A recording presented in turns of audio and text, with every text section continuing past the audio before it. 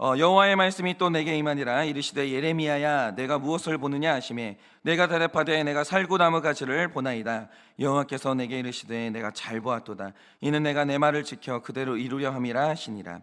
여호와의 말씀이 다시 내게 임하니라. 이르시되 내가 무엇을 보느냐 대답하되 끓는 가마를 보나이다. 그 윗면에 북에서부터 기울어졌나이다 하니 여호와께서 내게 이르시되 재앙이 북방에서 일어나 이 땅의 모든 주민들에게 부어지리라.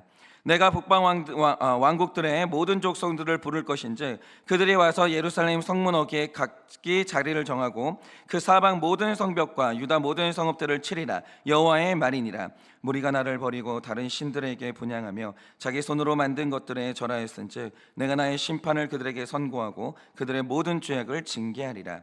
그러므로 너는 내 허리를 동이고 일어나 내가 내게 명령한 바를 다 그들에게 말하라. 그들 때문에 두려워하지 말라. 내가 그들 앞에서 두려움을 당하지 않게 하리라. 보라, 내가 오늘 너를 그 온 땅과 유다 왕들과 그 지도자들과 그 제사장들과 그 땅 백성 앞에 견고한 성읍 쇠기둥 녹선벽이 되게 하였은즉. 다 같이 읽겠습니다. 그들이 너를 치나 너를 이기지 못하리니 이는 내가 너와 함께하여 너를 구원할 것임이니라. 여호와의 말이니라. 아멘. 저희가 이제 앞으로 가을에 예레미야서를 묵상할 텐데, 우리가 인생에서 인생 한번 바꾸는 일들이 일어나거든요. 삶을 바꾼다는 거, 내가 지금까지 걸어왔던 인생의 길을 바꾼다는 거 정말 어렵습니다. 그거 정말 어렵습니다. 그런데 우리가 사람이 자기 가던 길을 확 바꾼다라고 할 때 그거는 딱 두 가지 힘으로만 가능한데, 첫째는 큰 고난이 오거나, 둘째 마음을 치는 이 마음의 회개가 일어나거나, 이 둘 중에 하나가 일어나면 인생 가던 길이 확 변할 수 있는 거예요. 그래서 우리가 하나님 앞에서 참으로 참된 이 회개 예배를 한번 드릴 수 있다는 거, 이거 굉장히 중요한 거거든요. 그거는 인생 바뀌는 순간인 거예요.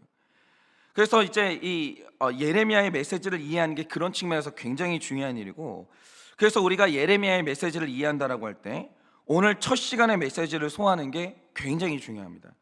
그래서 우리 교회 성도님들은 한 분도 빠짐없이 일단 이 첫 시간, 예레미야서 첫 시간은 반드시 들으셔야 되고, 이해가 안 되신다면 몇 번이라도 들으셔가지고 이 첫 시간은 반드시 소화를 하셔야 돼요.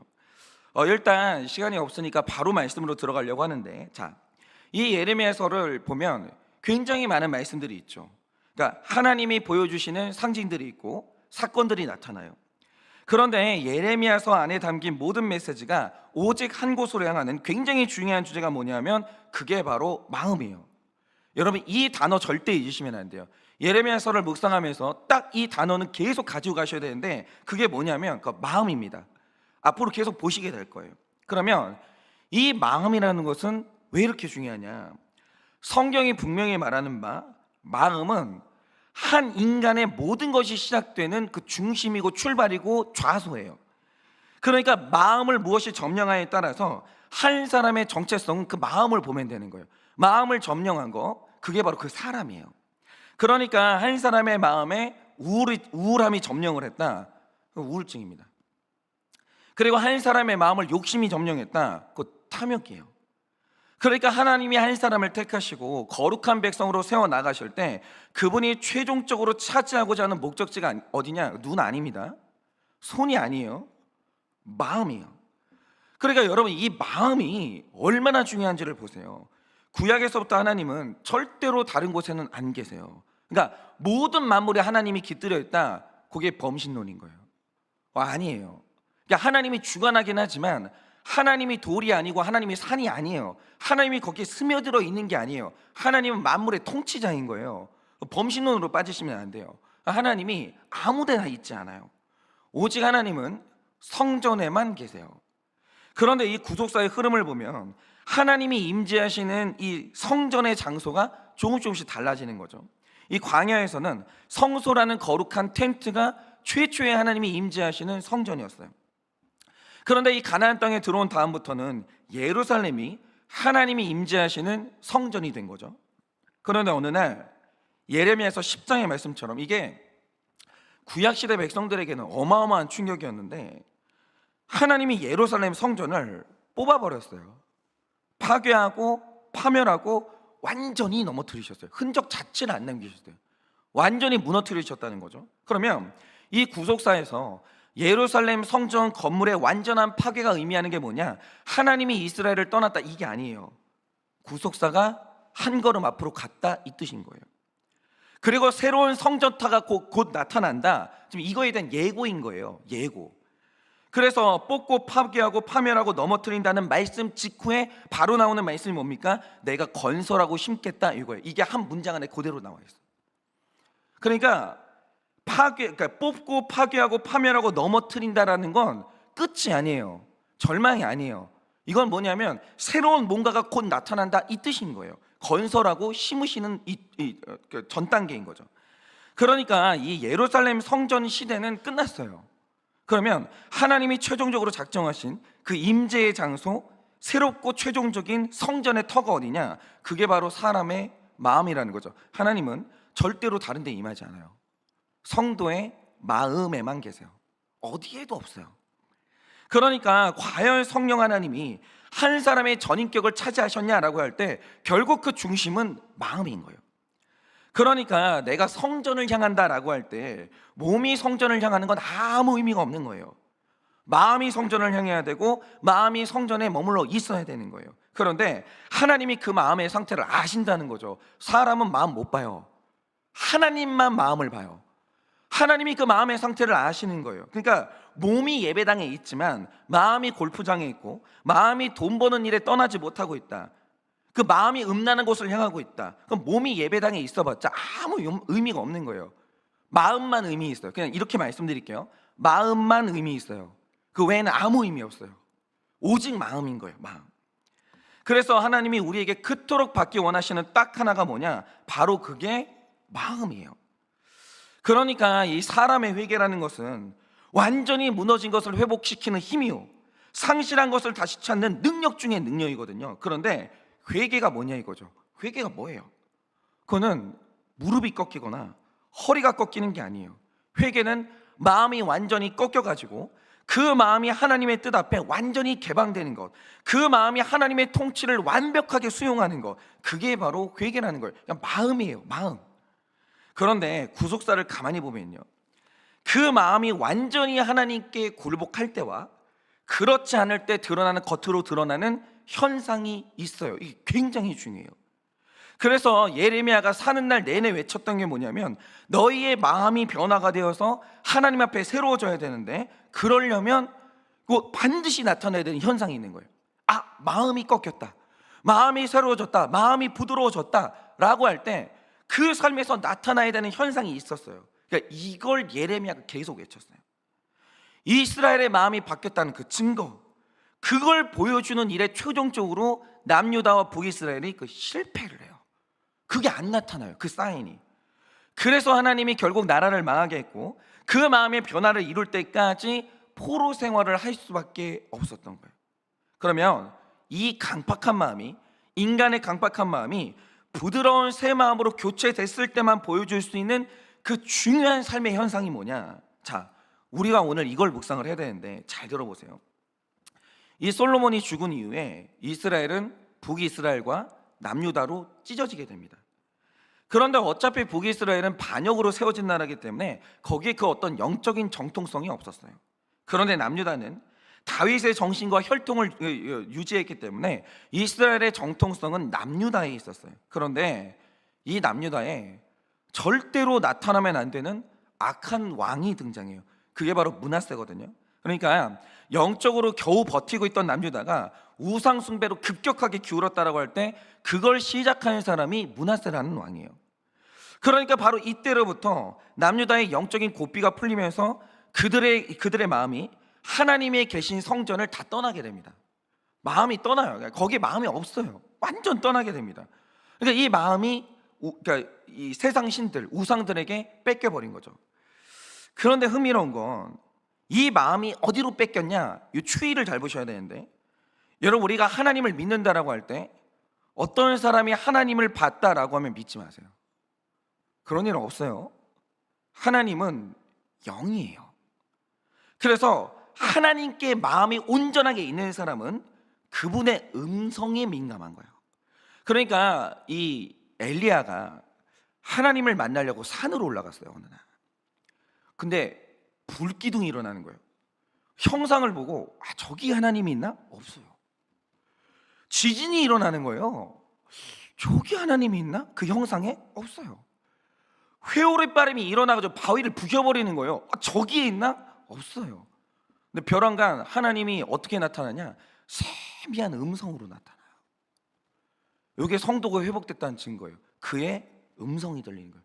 하나님이 세미하게 말해도, 이렇게 속삭이듯이 말해도 주님 음성이다, 이게 딱 들리는 거, 그게 바로 성도가 회복됐다는 굉장히 중요한 사인인 거예요. 그러니까 하나님께 마음이 있는 사람은 그분의 음성이 중요하지, 성전이 텐트냐 건물이냐 이게 아무것도 안 중요해요. 음성만 들리면 되지, 텐트면 어때? 아니 이거 건물이면 어때? 음성만 들리면 되지. 이렇게 되는 거예요. 사람이 완전히 회복이 됐을 때. 그래서 10계명의 제2계명이 뭐냐? 형상에 마음 뺏기지 말라, 딱 이렇게 얘기를 하세요.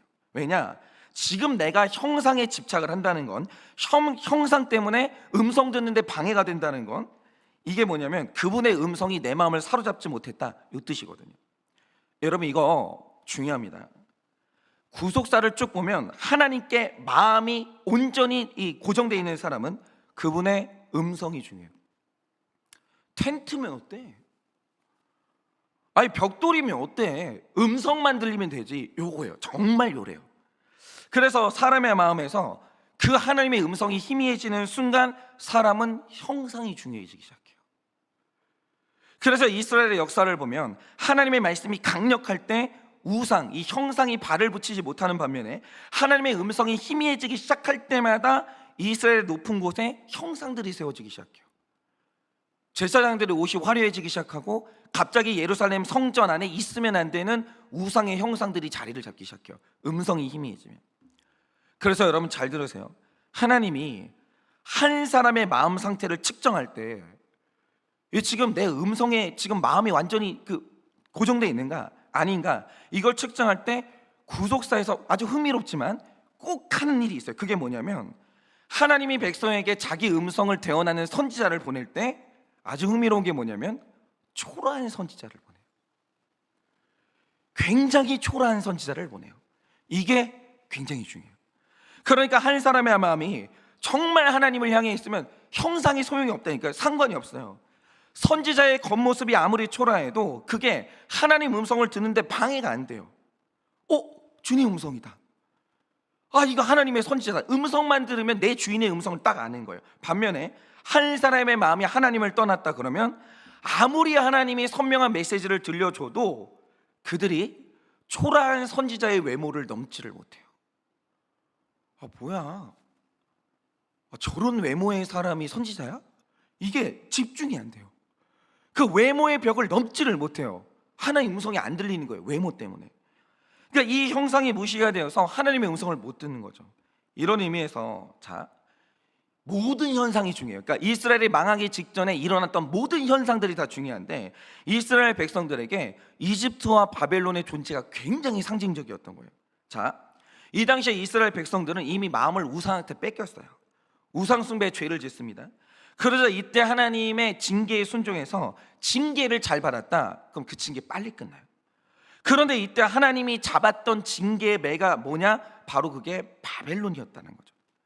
그리고 누구나 아는 바 당시 근동 지방의 패권이 바벨론에게 옮겨가고 있었기 때문에 질서에 순종해서 바벨론에게, 하나님이 정하셨어요. 바벨론이 내 매야.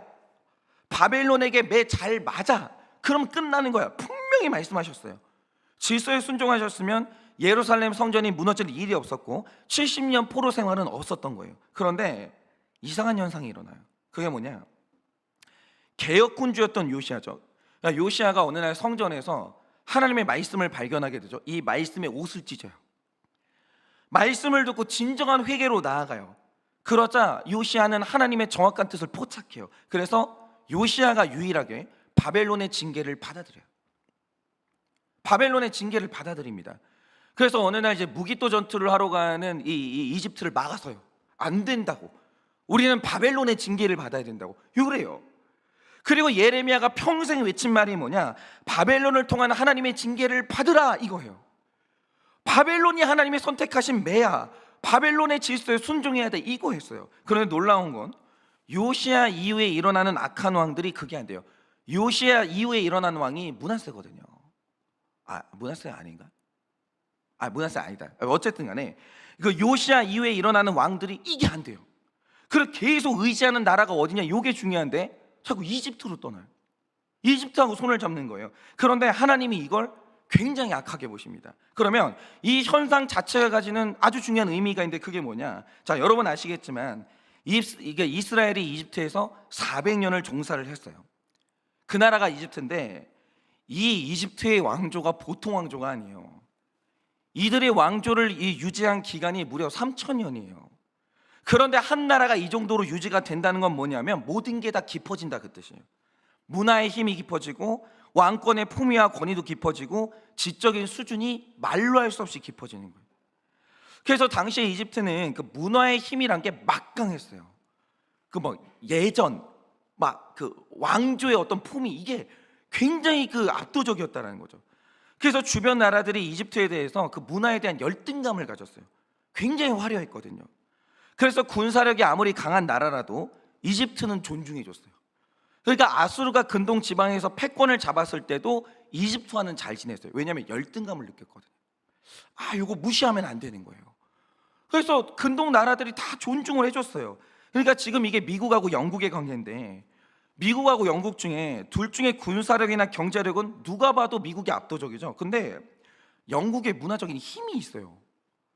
정통성이 있어요. 그러니까 미국이 경제력이 아무리 높아도 영국에게 열등감을 느끼고 미국의 상류층들은 그 영국 상류층을 그대로 따라해요. 집의 인테리어라든지 말투라든지 옷 입고 다니는 게 영국 상류층을 그대로 따라해요. 그렇게 살고 싶어 해요. 이게 문화의 힘이거든요. 그런데 예레미야 당시에 이렇게 화려하고 문화적인 힘을 가진 나라가 어디냐? 그 품위 있는 나라, 닮고 싶은 나라, 그 이집트였다라는 거죠. 반면에 유대인들이 느꼈던 바벨론의 이미지가 뭐냐? 그냥 오랑캐. 막 무식하게 힘만 센 오랑캐. 너무 보기만 해도 막 무시가 되고 막 있잖아요. 막 어느 날 나타나는데 막 방언 막 팍팍 하고 막 쓰는 단어가 막 아버지 대가리가 깨졌어요. 막 이런 용어 쓰고 너무 무시가 되는 거예요. 너무. 그런데 어느 날 하나님이 말씀하시는 게 뭐냐? 날더러 죄를 지었대요. 오케이. 그래서 징계를 받으래요. 오케이, 좋습니다. 징계 받겠습니다. 그런데 만약에 그 징계를 내가 너무 인정하는 이집트한테 받으라고 한다. 오케이, 하겠다는 거예요. 정말 그랬어요. 여러분이 성경을 보세요. 근데 그 겉모습이 너무 무시되고 입만 열면 무식한 소리 하는 이 오랑캐, 너 바벨론한테 고개 숙여. 내가 택했어. 네 머리로 바벨론을 내가 택한 거야. 고개 숙여. 바벨론한테 징계를 받아 라고 하면 그게 안 되는 거예요. 에? 바벨론한테요? 아니, 때리실 거면 내가 인정되는 사람을 통해서 때리시라고요. 바벨론에 저는 고개 못 숙여요. 저런 오랑캐한테 어떻게 고개를 숙이냐고. 이 형상의 벽을 못 넘어요. 형상의 벽을 못 넘어요. 그리고 하나님 뜻에 끝내 순종을 못 해요.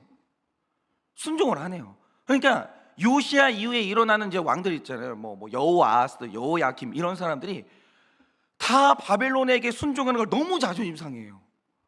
그리고 계속 이 이집트하고 손을 잡는 거죠. 바로 이게 이스라엘에 병들었다는 강력한 증거인데 이 증거가 계속 나타나요. 예를 들어서 하나님이 이스라엘 백성들의 마음을 측정하기 위해서 만세 전에 내 음성을 전달하는 선지자를 택해요. 그게 오늘 말씀의 예레미야예요. 그런데 이 택하심이 절묘해요. 예레미야 1장 4절을 보면 하나님의 부르심이 예레미야에게 명백하게 임해요. 맞죠? 명백하게 임해요. 근데 이때 6절에서 예레미야 본인의 반응이 뭐냐? 이렇게 말합니다. 내가 이르되 슬프도소이다.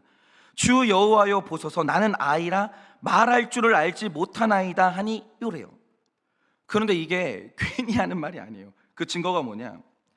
비록 예레미야가 아나돗이라는 시골에서 활동을 했지만, 제사장 활동을 했지만 이 가문이 명문 가문이에요. 그런데 이 명문 제사장 가문에서 늘 이루어지는 게 뭐냐? 제사장이 50세가 넘으면 실무에서 은퇴를 합니다. 그리고 차기 다음 제사장 사람을 양성을 하거든요. 그래서 이제 제사장들은 누구나 다 내 스승이 누구냐 이게 기록돼 있어요. 누가 나를 가리켰냐, 누가 나를 양성했냐, 이게 다 기록되어 있다고요. 그런데 예레미야는 이 사람이 어떤 제사장에게 훈련받았는지 기록이 전혀 없어요. 없어요. 그러면 명문 가문의 사람인데, 명문 제사장 집의 가문의 사람인데 누가 훈련시켰는지 계보가 없어요. 그러면 이 말 뜻이 뭐냐, 이 사람에게 뭔가 심각한 부족함이 있었기 때문에 어른들이 훈련해서 제외시킨 거예요. 얘는 제사장 못하겠는데, 안 될 것 같은데, 그러면서 제외를 시켜버린 거예요. 근데 이 사람의 이 부족함이 뭐냐라고 할 때, 나는 어린아이다라고 할 때 성경에서 보면 모세도 그렇고, 주님 제가 어린아이입니다라고 할 때 이게 뭘 뜻하냐면 제가 말을 못합니다 이 뜻이에요. 그러니까 이 많은 사람들이 추정하길 예레미야가 자신을 인식할 때 나는 어린아이 같다 이러거든요. 그래서 그의 부족함을 뭘로 추정하냐면 말 더듬는 걸로 추정을 했어요. 뭘 말할 때마다 이런 식으로 말이 안 나오는 거예요. 이 사람이 도저히 제사장을 못 하겠는 거예요. 제사장은 율법을 읽어야 되는데 율법 읽을 때마다 하나님이 이러버리는 거예요. 그러니까 이 집안 사람들이 이 사람을 제외시켜요. 훈련을 안 시켜요. 그러니까 하나님께 부름받은 1장 6절을 보면 이 예레미야의 반응이 나오는데, 이 문장을 원어로 보면 두 개의 감탄사와 두 개의 혹격이 나와요. 이게 무슨 뜻이냐면 하나님이 예레미야를 불러요. 네가 오늘부터 내 선지자야, 내가 너를 쓸 거야, 너를 통해서 내가 말할 거야. 이러니까 예레미야의 반응이 뭐냐, 저요? 왜요? 이러면서 일단 자기가 깜짝 놀라는 거예요. 그러니까 예레미야도 문제 많은 사람이에요. 하나님이 쓰신다고 하면 쓰는 거예요 원래. 근데 이 사람도 형상에 사로잡힌 거예요. 저요? 왜요? 자기가 이해가 안 되는 거예요. 왜냐하면 나는 가문에서도 무시당하는 어떤 그런 어린아이 같은 사람이거든요. 그런데 하나님이 말씀하시는 게 뭐냐, 내가 너를 통해 말할 거야. 너 말 더듬어도 돼. 내가 너를 통해 내 이야기를 할 거야. 네가 내 입이야. 이러시는 거예요. 그러면 하나님이 이런 예레미야를 선택하신 이유가 뭐겠습니까? 만약에 내 백성이 내 음성을 향해 있다면 선지자의 겉모습이 어떠하든지 양떼들은 자기 목자의 음성을 알아요. 반드시 그렇게 되어 있어요. 겉모습이 어떠하든지 간에 주인 음성이다, 이걸 안다고요. 이게 바로 깨어있고 살아있는 성도의 모습인 거예요. 그런데 만약에 백성이 하나님의 음성에서 떠나 있으면 하나님이 아무리 말씀을 하셔도 백성이 초라한 선지자의 겉모습을 넘어서지를 못해요. 언제나 구속사의 역사는 딱 이랬어요. 아무리 하나님이 말씀하셔도 사람들이 초라한 선지자의 겉모습을 넘어서지를 못해요. 저렇게 학벌없고 저렇게 못생긴 사람이 선지자인가? 안 들리는 거예요. 그것 때문에 너무 무시가 돼가지고. 그런데 아니나 다를까 시골 출신에다가 어린애처럼 말을 더듬는 선지자가 명백한 하나님의 말씀을 전해요. 근데 이스라엘 백성들이 못 들어요. 예레미야가 사는 날 내내 무시당해요. 그래서 예레미야가 운 거예요. 하필이면 나여가지고 하나님이 내가 아니라 좀 번듯한 사람 선택했으면 말씀이 들렸을 텐데 왜 하나님 나를 선택해가지고 말씀이 안 들리게 하시냐고. 이게 완전히 가슴을 쳐요.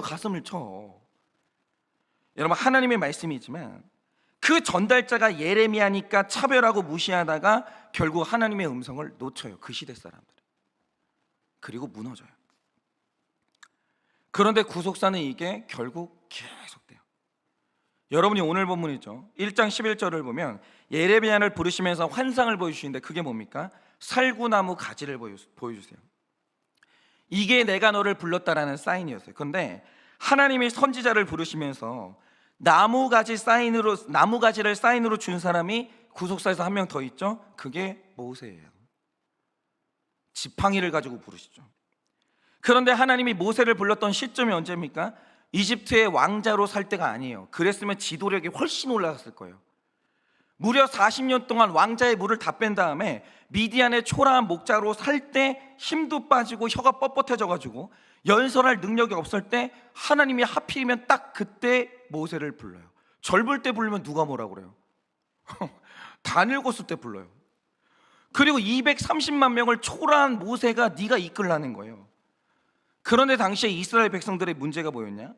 고라 자손 같은 사람들이 광야 시절 내내 모세의 리더십에 의문을 제기해요. 왜 너냐? 아니 왜 너냐? 의문을 계속 제기해요. 그리고 반역을 저지르는 거예요. 이유가 뭐냐? 이집트의 왕 같은 사람이 우리 제사장이고 선지자면 기꺼이 따르겠다 이거예요. 근데 성경에 그렇게 나와 있죠. 너랑 나랑 뭐가 달라? 아니 네가 나보다 뭐가 나아? 그러니까 나보다 하나라도 나은 사람이 내 선지자다, 내 리더십이다. 오케이. 근데 네가 나보다 뭐가 나?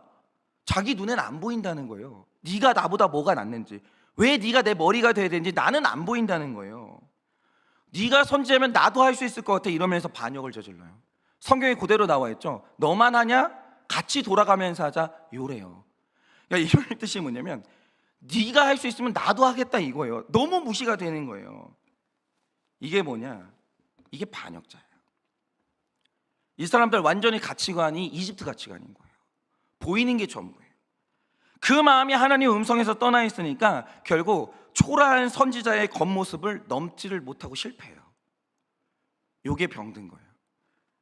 그런데 여러분, 구속사에서 하나님이 제일 초라한 선지자 하나를 보는데 그게 누구냐? 그 예수님이에요. 예수님이 얼마나 초라한 선지자인 줄 아세요?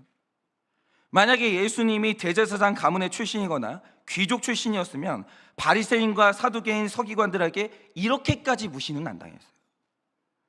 만약에 이 사람이 사도 바울 같은 그 항목만 있었어도 저게 말하는 게 뭐 이유는 있을 것 같은데 아마 이랬을 거예요. 그런데 여러분 기억하시죠? 예수가 선지자라는 말을 딱 들었을 때 출신이 어디냐? 나사렛이라는 거예요. 그러니까 대본에 하는 말이 뭐죠? 나사렛에서 선한 게 나오냐? 그럴 리가 없다는 거예요. 그 시골 동네에서 선지자가 나올 리가 없다는 거예요. 거기서 무시를 딱 당해요. 무려 하나님의 아들이 직접 온 거예요. 그러니까 누굴 통해서 한 게 아니라 하나님의 아들이 무려 직접 왔어요. 하나님의 아들이 직접 설교를 했다니까요. 근데 중요한 게 뭐냐? 초라한 외모를 못 넘어가요. 그리고 말씀이 안 들려요. 왜냐하면 형상이 초라하니까 넘어가지를 못하는 거예요. 그런데 놀라운 건 예수님의 형상이 그렇게 초라했는데도 이스라엘의 구원을 소원했던 사람들은 예수님이 목수라는 비천한 직업, 그 초라한 외모, 모든 걸 넘어서서 아들인 걸 딱 알아요. 주인이 왔다, 하나님의 아들이다, 그분이다, 이거를 알아요. 그리고 내 목자 음성이 들려요. 목수면 어때? 나사렛 출신이면 어때? 하나님인데, 분명히 하나님인데, 아니 그 외모가 어떠면 어때? 이걸 알아듣는다고요.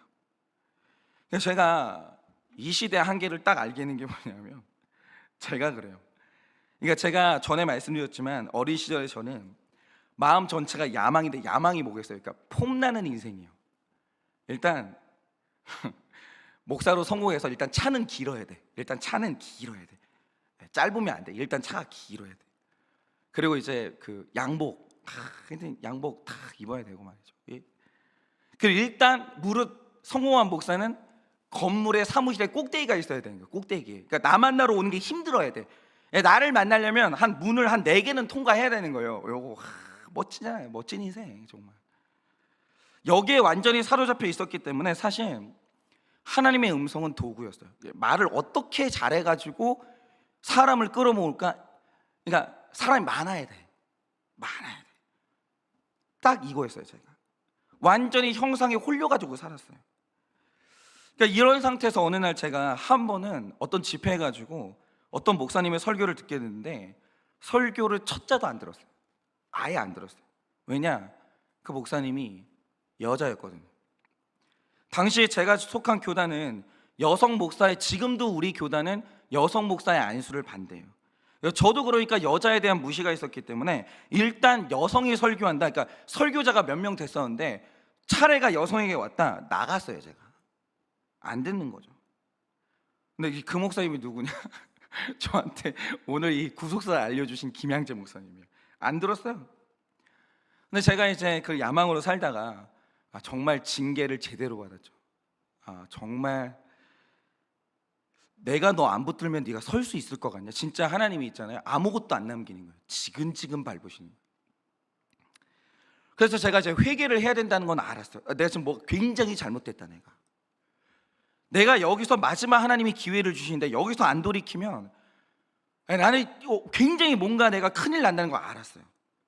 근데 내가 도대체 뭘 회개해야 되는지 그걸 모르겠는 거예요. 뭐가 잘못됐는지, 그 실체가 뭔지. 그래서 하나님께 이게 지혜를 구하고 있었는데 어느 날 제가 이제 몸담고 있던 교회에 한 목사님이 부흥회 강사로 오신 거예요. 그래서 그분이 설교를 하시는데 그때 그 말씀이 완전히 들린 거예요. 완전히 들렸어요. 그래서 제가 그분도 이제 기억을 하시는데 집회를 할 때마다 부목사가 제일 앞에 앉아 있었어요. 한 말씀도 안 놓치려고. 왜냐하면 그게 하나님이 나에게 하시는 징계의 말씀으로 그대로 들리는 거예요. 이거 놓치면 안 돼. 한마디도 놓치면 안 되는 거예요. 말씀하시면 나 순종하겠다는 거 다 들리는 거예요. 그래가지고 회개하고 돌이켰는데 그때 말씀이 들린 목사님이 누구냐? 그것도 김양재 목사님. 똑같은 목사님이었어요. 여러분, 바로 이겁니다. 하나님은 오직 딱 하나, 우리의 마음 받기를 원하세요. 그런데 지금 우리의 마음이 온전히 하나님을 향해서 고정되어 있다. 이 강력한 증거가 뭐냐? 하나님이 초라한 선지자를 들어서서 하나님이 말씀하신다 할지라도 내 목자의 음성이 들리는 거예요. 목자님이다. 우리 하나님이 지금 말씀하신다. 소용없는 거예요. 그 사람이 학벌이 안 좋든 외모가 어떻든 옷을 어떻게 입었든 중요하지 않은 거예요. 주님이 말씀하신다. 이거면 되는 거예요. 그 벽을 넘는 거죠. 무시가 되는 바벨론이라도 하나님이 쓰신다면 질서에 순종하면서 고개를 숙이는 거예요. 심지어는 구속사에서 이런 적도 있었죠. 하나님이 당나귀를 들어가지고 말씀하시는 거예요. 그런 일이 일어나요. 근데 깨어있는 사람은 누구냐? 하나님 음성이면 당나귀도 소용없는 거예요. 들리는 거예요. 그런데 여러분이 하나님의 음성을 떠나서 저 같은 사람들이 완전히 형상에 사로잡혀가지고 오늘도 초라한 선지자를 들어쓰시면 하나님을 만날 수가 없고, 거칠고 무식하고 배운 거 없고 내가 너무 무시되는 바벨론을 통해서 하나님께서 말씀하시면 무시가 된다. 그러면 여러분, 하나님 만날 방법이 없는 거예요. 만약에 하나님이 오늘 이 시대에 다시 한번 하나님이 오신다, 분명히 이렇게 말씀하십니까? 저는 그게 나쁘다는 게 아니에요. 근데 만약에 예수님이 오늘 한 번 더 오신다면 분명히 대형교회 목사님으로는 안 와요. 분명히 그렇게는 안 오세요. 좋은 신학교 출신으로는 안 와요. 절대 그렇게 안 오세요. 왜냐하면 내가 그런 형상을 입고 와야 내 백성이 누구인지 하나님이 정확히 분별이 되기 때문에. 이거 중요합니다.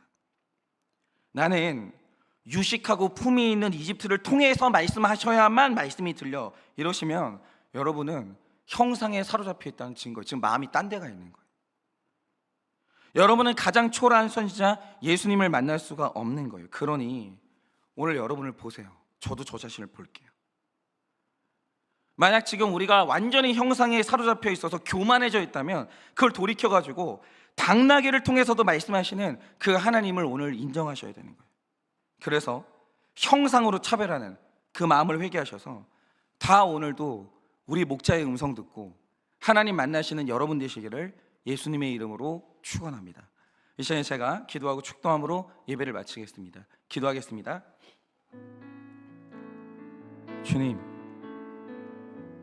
주님이 똑같은 사람을 들어서 저에게 말씀하셨는데, 주님, 제가 형상에 사로잡혀 있고 하나님에게서 마음이 떠나 있으니까 어느 날 그 선지자의 음성이 안 들립니다.